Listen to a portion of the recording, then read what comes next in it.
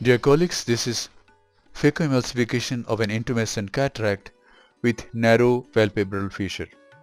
Let us see how the case goes. By this time the main incision has been placed at a selected place. This is the paracentesis incision on the right side of the main incision. Now a big air bubble is injected into the antechamber. Trypan blue dye is sprayed over the anterior capsule in sweeping motion like this underneath this air bubble.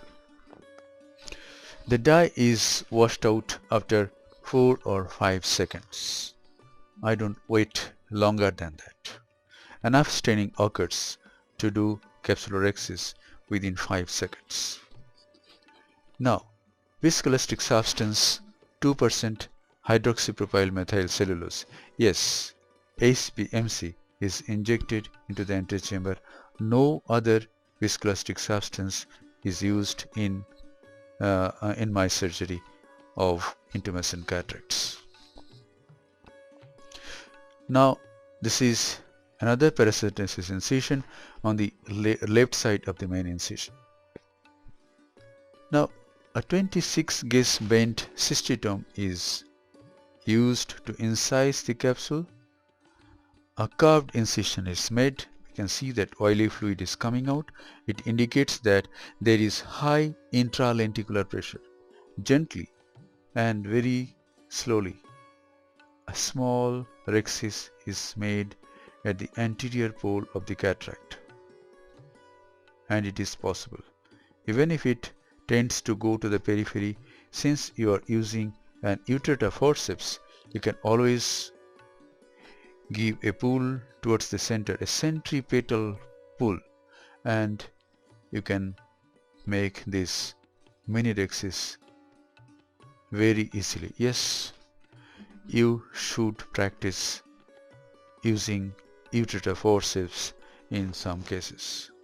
Those of you who are using only needle to do capsulorhexis must practice using ureter forceps at least in some 50-60 cases, so that when you need to use this, you don't feel it uncomfortable. You feel that it is easy to use. We have aspirated some superficial lens matter, and we have drastically decreased the intralenticular pressure.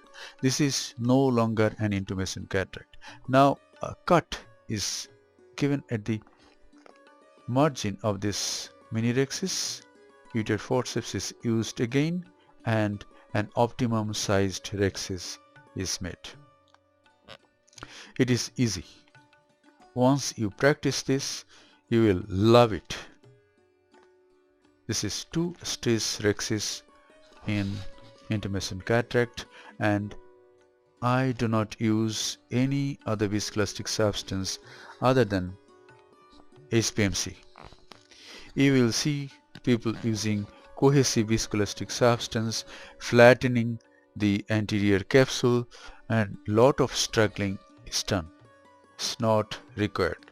You just decrease the intralenticular pressure, aspirating some cortical lens matter, and the cataract is no longer intumescent. It is an ordinary cataract. Now this is direct chop. The cataract is not hard in this case. It is grade 3 or grade 3 plus. 2 chops have been made, and this one heminucleus has been divided into 2 or 3 fragments. These fragments are emulsified with ultrasonic energy and aspirated. That's it. Now the other heminucleus is there on the towards the main incision. It is rotated and it is again chopped. In this case, since the cataract is not very hard, phaco power was only 60%. Flow rate was 45 ml per minute. Vacuum was 450 mm of mercury. The machine is Cataracts 3 phaco machine of Oakley. This machine has got pneumatic cutter, 1200 cuts per minute, and whenever there is an inbuilt air compressor, no need of any gas cylinder. Whenever required, you can use this for management of PC rent very nicely. That's it. Nucleus has been managed in this case. Now we have to aspirate these cortical fibers. We can see that lot of cortex is there in the sub-incisional area. I use this very simple instrument, 23 gauge Simcoe cannula. It is used to a 10 cc glass syringe. It's a slender 23 gauge direct Simcoe cannula. I go through the side port and remove this cortical matter. Dear colleagues, you can use whatever instrument you like. You can use a bimanual IA, you can use coaxial IA, whatever works best in your hands, you must use that instrument for aspiration of cortical matter.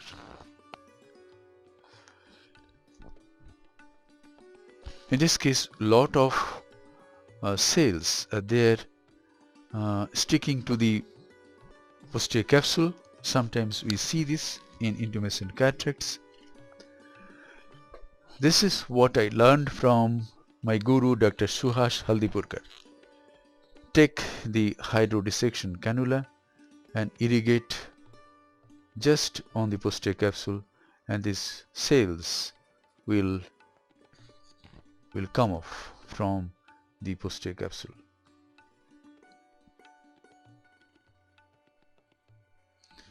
And now again go into the antechamber, use bimanual IA, or I'm using Simcoe cannula, and it is the posterior capsule is becoming very clean. We can see a plaque on the posterior capsule that we cannot remove by polishing. If needed, we have to use ear glazer to make posterior capsulotomy later on. I increased the main incision to about 3 mm and implanted this hydrophobic acrylic intraocular lens. The lens has been implanted in the capsular bag. Now, thorough cleaning of viscoelastic substance is a must. I use 23 gauge Simcoe cannula to irrigate and flush out the viscoelastic substance from the anterior chamber. I go behind the eye well and irrigate the space between the lens and the posterior capsule and irrigate out most of the viscoelastic substance. Then I use bimanual IA and irrigate again. Dear colleagues, I believe with dedication, with utmost tissue respect, with sincerity, with love for your patients, you can be one of the best surgeons, one of the best phaco surgeons in the whole world. I hope these videos will help you in developing your surgical skills. Most of the viscoelastic substance has been removed with Simcoe cannula. Now again I am using this bimanual IA. Why do I use both Simcoe cannula and this bimanual IA? I went to Amritsar. I saw how the plates are cleaned in the langar in Golden Temple.